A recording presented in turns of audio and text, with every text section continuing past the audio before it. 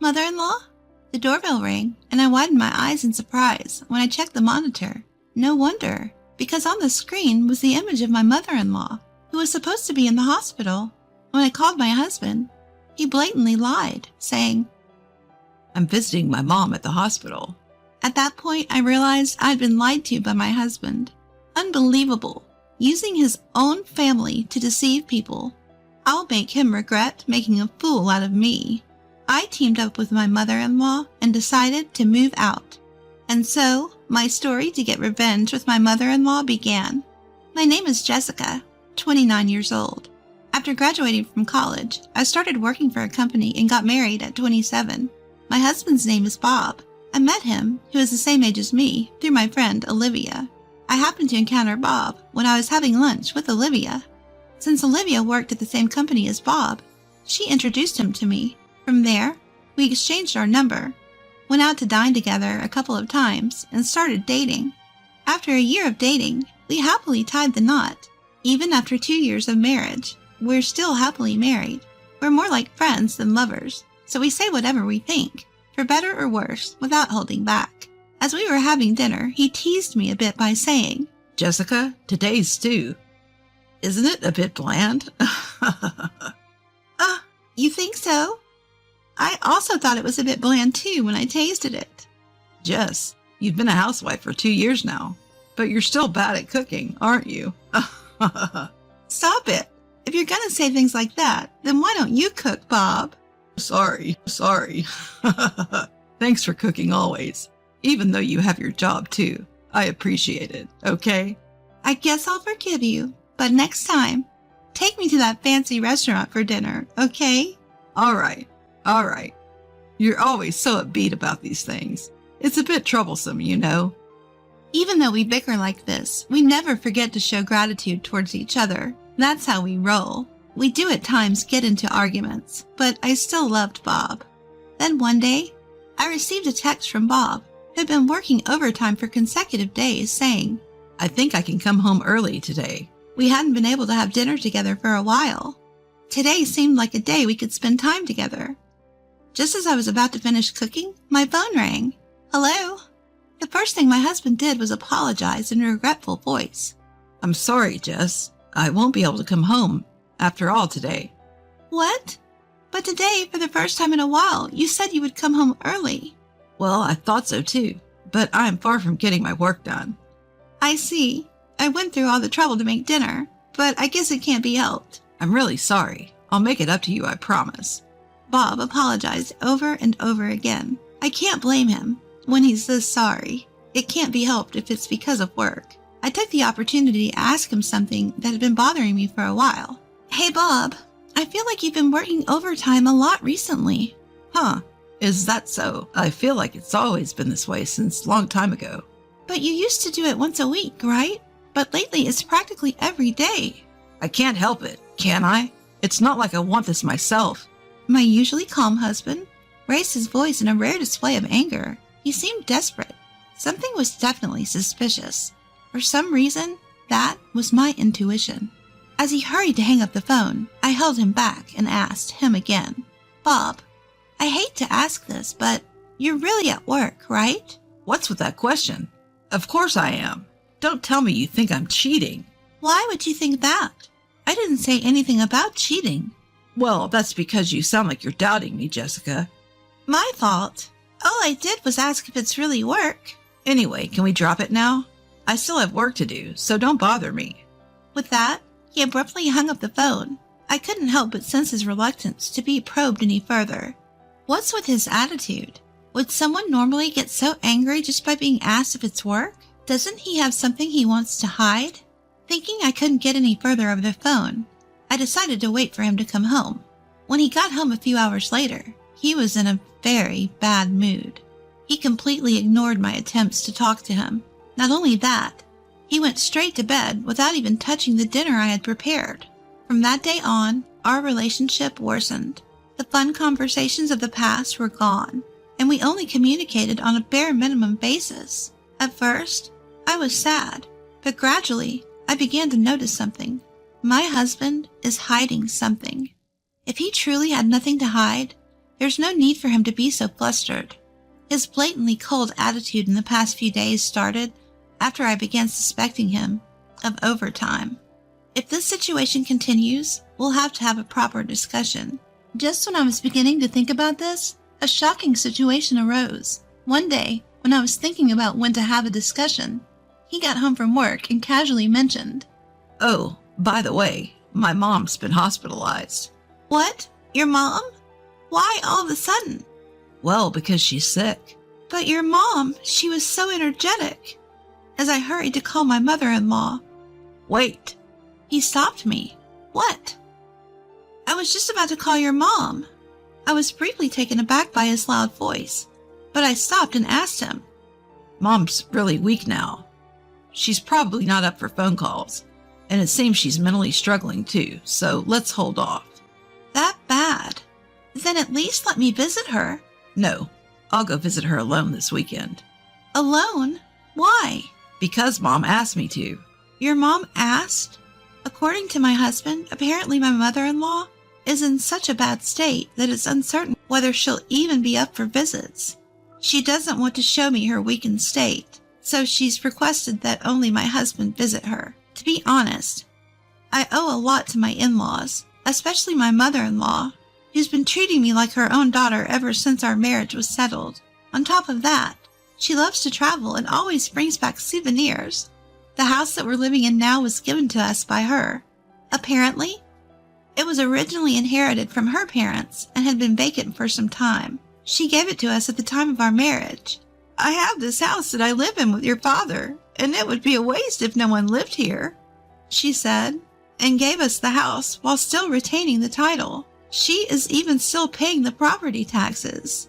I'm worried about my mother-in-law's health, and ideally, I'd like to visit her right away. However, if she prefers only family visits, I should respect her wishes. So, although a bit frustrated, I listened and decided to refrain from visiting her. On Friday night, as scheduled, my husband went to visit my mother-in-law. Her place is only about an hour drive away, but he's planning on staying there until Sunday. Bob was in a good mood that day and seemed a bit giddy. "Sorry about going alone," he said at the front door as he was leaving. "No, it can't be helped. It's what mother-in-law wants." "My mother's condition could take a turn for the worse at any time, so I'll be on standby at my parents' house until then. I think I'll be back on Sunday night." "I see. Her condition is that severe." "Well, just don't call or text her, okay? I don't want her to get upset again." "I understand. I'll go visit her next time, when her body calms down." "Okay, I got it. I'm leaving now." "Yes, take care. It's not that far away, and we could go directly to the hospital from here. I wonder why he needs to stay at his parents' house. But, thanks to that, I can take action." At this time, I sensed that my husband was hiding something, and I planned to investigate while he was away.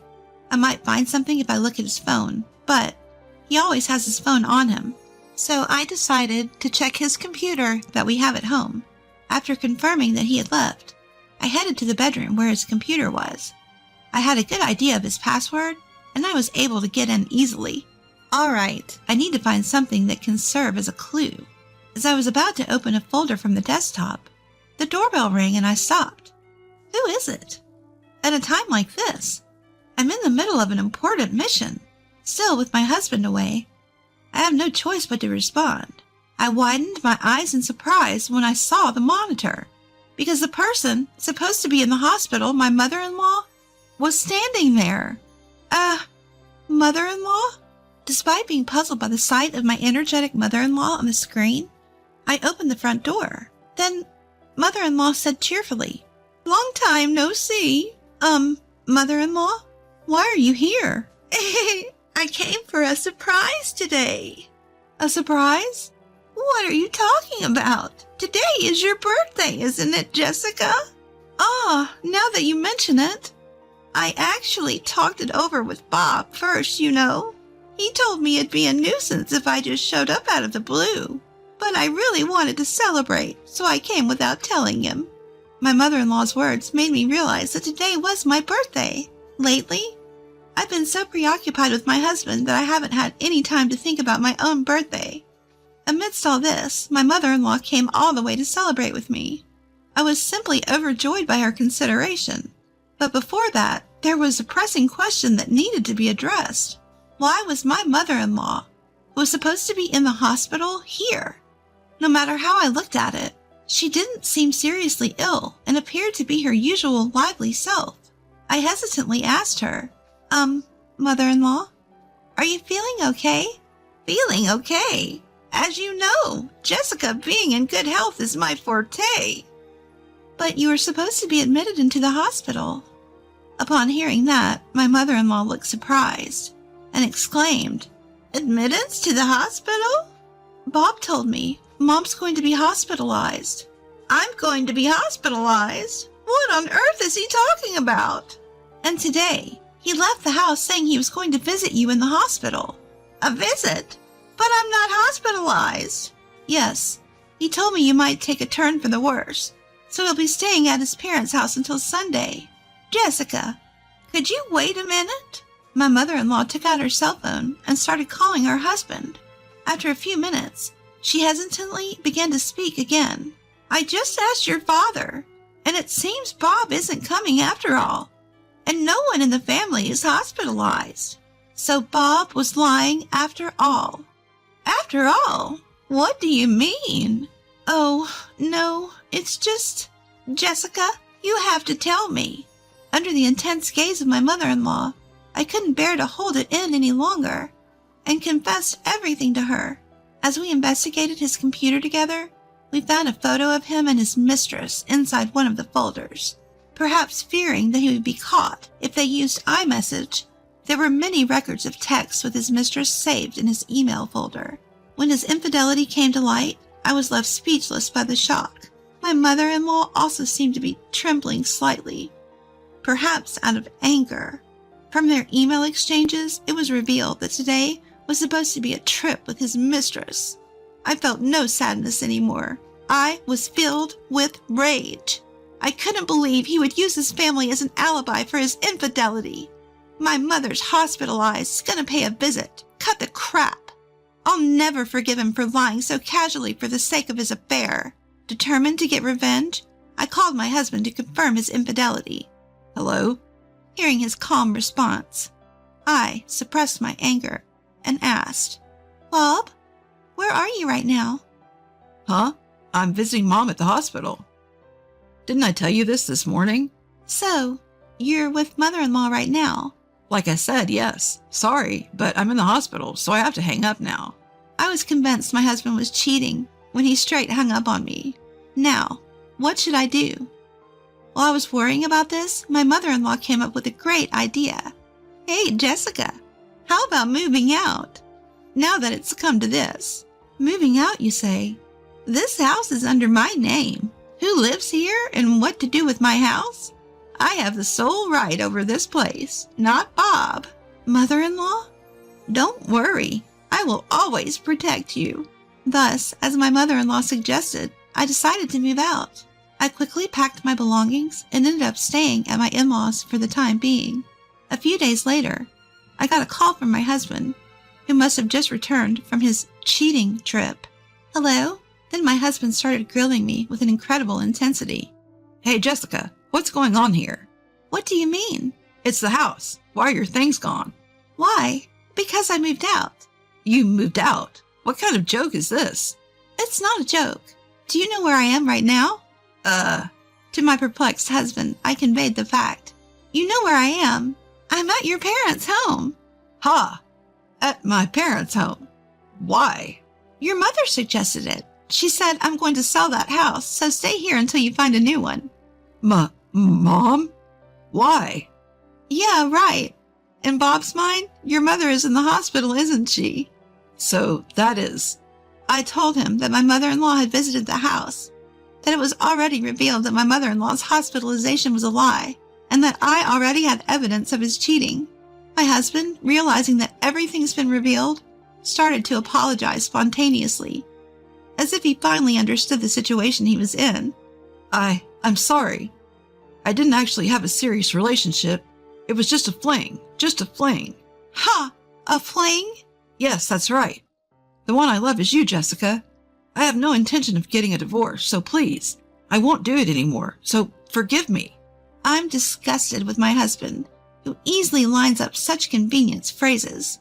As if to vent all of my resentment, I spat out coldly, "Forgive you? Don't be ridiculous. You even lied that your family was hospitalized and cheated on me. Whether it was serious or not doesn't matter. I'm pissed off that you used your mother to cheat on me." Jessica, I didn't mean to." Don't make excuses. The fact that you cheated is real. That won't change. I will never forgive you. I'm going to make you pay alimony. If you understand, never contact me again, you scumbag. After hanging up the phone, I set his contact to block caller. Afterward, my husband paid a visit to his parents' house, but my in-laws promptly showed him the door. He was disowned, cut off from his biological parents. After the divorce was finalized, he rented a low-cost apartment, and I hear he's having a tough time making ends meet. Meanwhile, I enlisted a lawyer to sue him and his mistress for emotional distress. With solid evidence at hand, I managed to get them to pay up. Turns out, his mistress was a newbie at their workplace. The whole office was abuzz with their story, leading the mistress to quit from sheer embarrassment, and my husband has been getting the cold shoulder from his co-workers too. It's only a matter of time before he quits his job. He's flat broke after paying the emotional distress damages, and I wonder how he's going to survive in his already dire financial situation. I doubt there's a bright future waiting for him. Well, it's none of my business anymore. As for me, I recently managed to move into a new place.